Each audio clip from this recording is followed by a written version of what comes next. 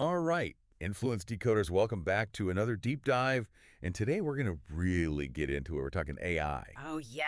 artificial intelligence, its journey, the potential for superintelligence, like way beyond us. That's a big one. It is a big one. Yeah. And we're going to unpack it all, how this tech is evolving, how it's already changing education, and what might happen when machines learn faster than humans. Buckle up. Yeah, buckle up. We're going to go there.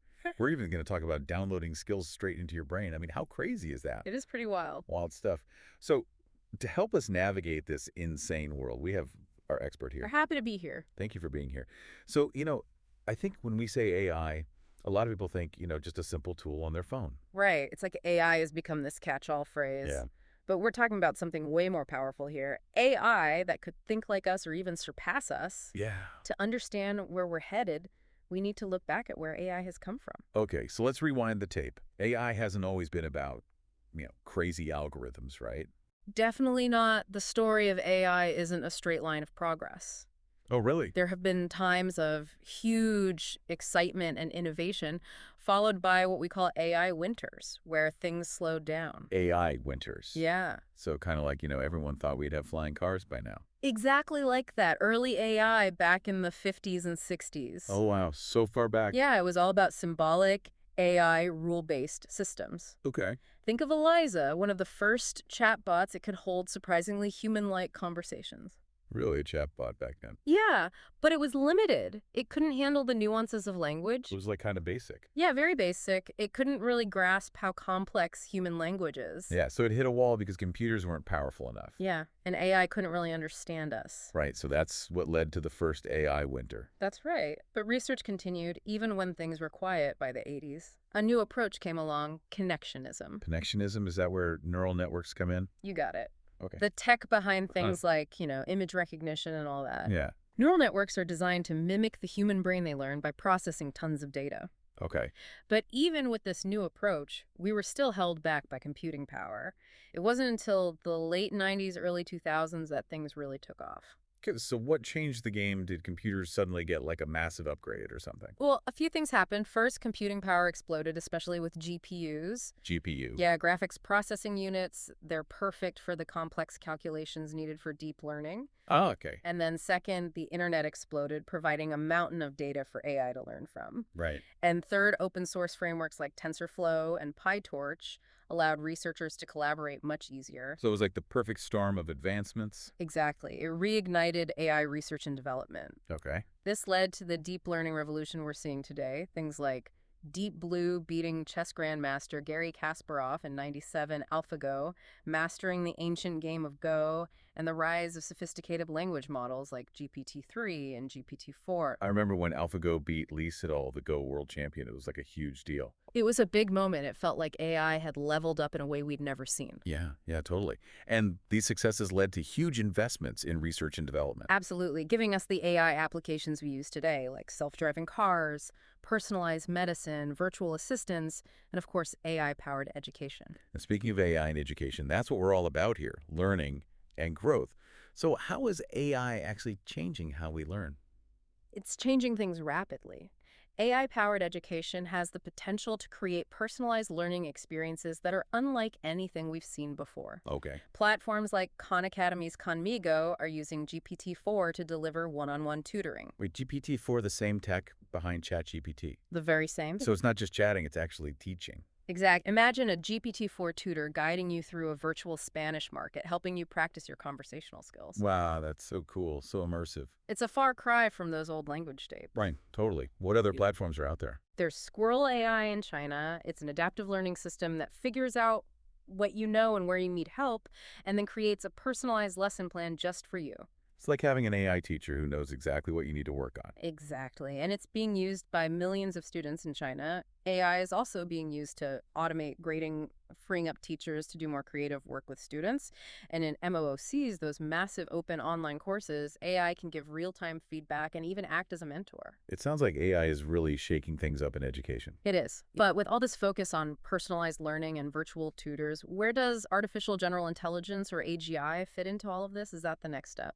Yeah, AGI, that's the big one, right? AGI is the holy grail of AI research. Okay. It's about creating machines that can adapt reason and understand context, just like So humans. it's not just about doing specific tasks, it's about thinking like us. Exactly, or maybe even better than us. Okay, so AGI is AI that can solve any problem, learn anything, and adapt to any situation just like a human. That's a tall order. It is a tall order. How close are we to actually achieving that? Well, that's where things get really interesting. There are different schools of thought on how to get to AGI, each with its own challenges and potential breakthroughs. All right, now we're talking. Tell me more about these different approaches. One approach is to keep scaling up deep learning, building even bigger and more complex neural networks. So just keep feeding the AI more information.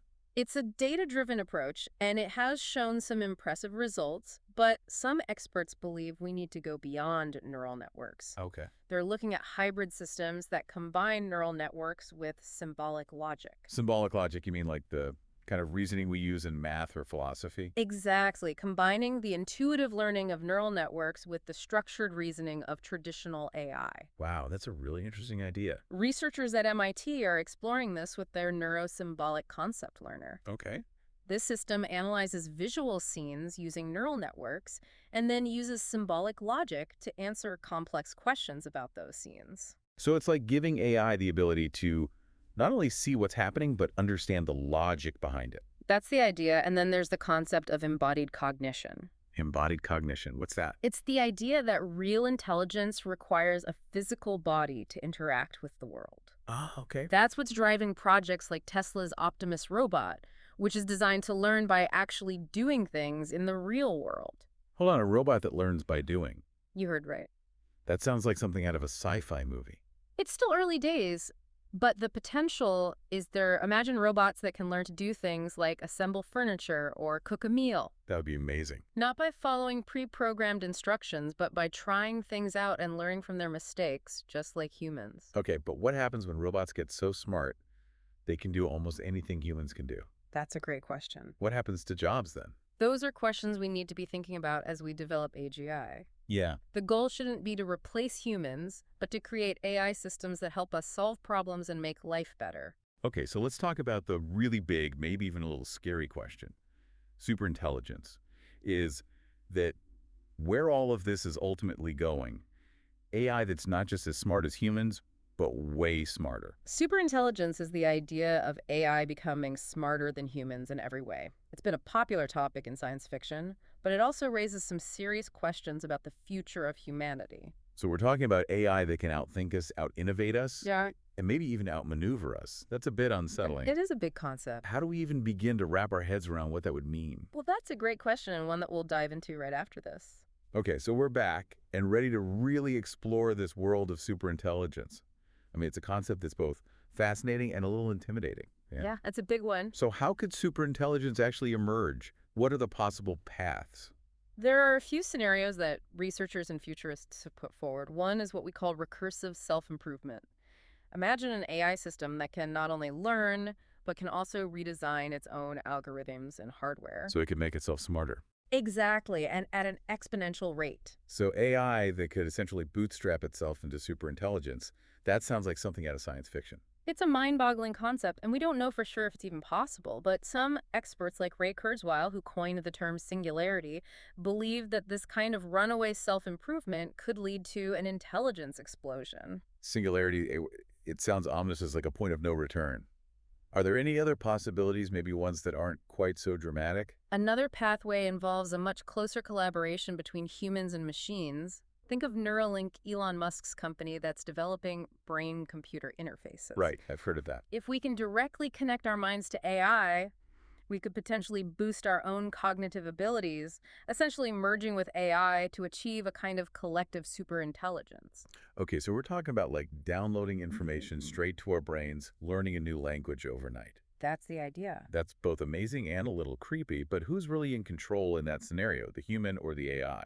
That gets to the heart of what we call the control problem. The control problem. It's one of the biggest challenges and anxieties surrounding superintelligence. If we create AI that's vastly smarter than us, how do we make sure its goals stay aligned with ours? How do we prevent it from doing things that could harm us, even unintentionally? Right. I've seen enough sci-fi movies to know that AI going rogue is a classic trope. But this isn't just Hollywood fantasy. It's a real concern that serious researchers are thinking about. It absolutely is. And that's why ethical frameworks and governance models for superintelligence are so crucial. We need to develop strong systems to manage the risks of advanced AI, from making sure its values align with ours to establishing safety protocols and oversight mechanisms. So something like a global AI watchdog organization to keep these superintelligent systems in check. That's one possibility. There are discussions happening right now about international treaties and agreements to regulate AI development and deployment, but it's a complex issue with no easy answers. It feels like we're venturing into uncharted territory. A place where the rules haven't even been written yet, with all this talk about existential risk and control problems. Mm. Is there anyone who sees superintelligence as a good thing? There are definitely those who believe that superintelligence could be a powerful force for good. Imagine AI that can solve climate change and poverty cure diseases and unlock the secrets of the universe. So it could really help humanity. If we can successfully align its goals with our own superintelligence, could usher in an era of unprecedented peace and prosperity. Okay, that's a much more optimistic outlook. But even with the best intentions, things could still go wrong, Mm. right? How can we even begin to predict how superintelligence might behave? Predicting the future of AI, especially superintelligence, is inherently uncertain. There are different schools of thought on how long it will take to achieve AGI, and superintelligence optimists like Ray Kurzweil believe we'll see AGI within the next few decades, with superintelligence following soon after. So potentially within our lifetime. It is a bold prediction, but others, like cognitive scientist Gary Marcus, are much more skeptical. They argue that we still don't fully understand intelligence and that getting to AGI, let alone superintelligence, will require major breakthroughs we haven't even thought of yet. So it's a real debate, with Yeah. some saying it's right around the corner and others saying it might never happen. Exactly. And then there's the intriguing chimera hypothesis. It suggests that AGI might not emerge as a single, all-powerful entity, but as a network of specialized AIs working together.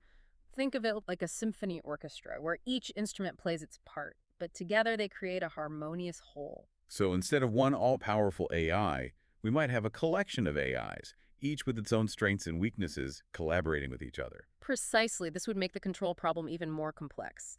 But it could also reduce the risk of a single AI going rogue. It's a more nuanced and perhaps less Hollywood vision of the future of intelligence. Okay, so this deep dive has certainly been a whirlwind tour from the early days of AI to the mind-bending potential of superintelligence. It's clear that we're entering an era of unprecedented technological change. But with all this talk about the future of humanity, it makes me wonder, what about us? How do we keep up in a world where machines are learning at warp speed? That's a fantastic question, and one we'll explore in depth when we return. Stay tuned. Influence Decoders. Wow, we've covered so much ground in this deep dive. The evolution of AI, the potential for AGI, and even the possibility of superintelligence. It's a lot to take in. It really is. Yeah, but let's bring things down to earth a bit. How can we humans, not just survive, but thrive in a world that's increasingly shaped by these intelligent machines? What does the future of learning and work look like in this new landscape? Those are the million-dollar questions, and this is where education becomes super important. Okay. We have to equip ourselves with the skills and knowledge to navigate this rapidly changing world. Remember those AI-powered education platforms we talked about? Like the personalized learning platforms, the virtual tutors, and AI-assisted courses, right? Exactly. Those have a crucial role to play in helping us adapt and develop new skills. But those seem to be focused on learning, specific things like a new language or coding. Yeah. Will that be enough in a world where AGI might change the rules of the game entirely? It's a good starting point, but we need to go further. Right. Education needs to shift from rote memorization and learning narrow skill sets to fostering adaptability, critical thinking, creative problem solving, and the ability to learn and adapt continuously. So it's not just about, learning how to code. It's about learning how to think like a coder.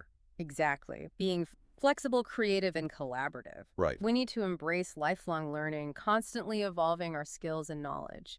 Imagine having an AI tutor that can instantly figure out why you're struggling with a concept. Okay. Not just give you the answer, but help you understand the underlying principles in a way that makes sense to you. Yeah, that would be amazing for anyone who's ever hit a wall with a tough subject. It sounds like AI could really personalize education and make it more effective, helping us all learn to our fullest potential. I think so. But what about the workplace? What happens when AI can do even highly skilled jobs? That's a valid concern. The rise of AI and automation will undoubtedly disrupt the job market, and some jobs will inevitably be displaced. Right. But it's important to remember that it will also create new opportunities. So what kinds of jobs are we talking about? What skills will be in high demand in an economy that's powered by AI? We're likely to see a surge in demand for roles that require human ingenuity, empathy, and complex decision making. Think about AI ethicists, AI who will ethicists? be responsible for making sure AI is developed and used responsibly, or imagine neurosymbolic engineers who will bridge the gap between human and machine intelligence, and even roles like simulation curators who will design and manage the virtual worlds where AI learns and evolves. Those are some job titles I've never even heard of before. I know, right? It sounds like the future of work will require us to be adaptable and open to new possibilities, always learning and reinventing ourselves. Absolutely. And it's not just about individuals adapting, it's about society as a whole. Adapting policymakers need to be thinking about solutions like a universal basic income or lifelong learning accounts to help people navigate these changes. Mhm. We need to make sure the benefits of AI are shared widely and that everyone has the opportunity to thrive in this new world. Right. It feels like we're on the verge of a huge shift in society, one that's as significant as the Industrial Revolution. Does feel that way. And then there will be both winners and losers. Yeah, We need to make sure this transition is as fair and inclusive as possible. I couldn't agree more, but there's another dimension to all of this, a geopolitical one. Okay. The development of AI, especially AGI and superintelligence, is turning into a global competition. The US and China are leading the way, investing billions in research and development. So it's not just about technological progress, it's about national security and global power. Yes, the AI arms race is a real concern. Whoever controls the most advanced AI will have a significant strategic advantage, both economically and militarily.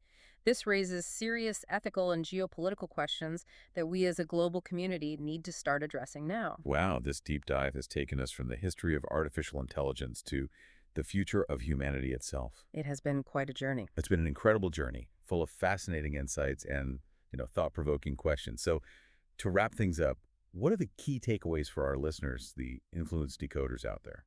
I think the first takeaway is that AI is evolving at an incredible pace, from personalized learning to self-driving cars and the potential for AGI and even superintelligence. It's transforming the world in ways we're only beginning to understand. Yeah, it really feels like we're standing at a crossroads, and the choices we make today will determine the course of humanity for generations to come.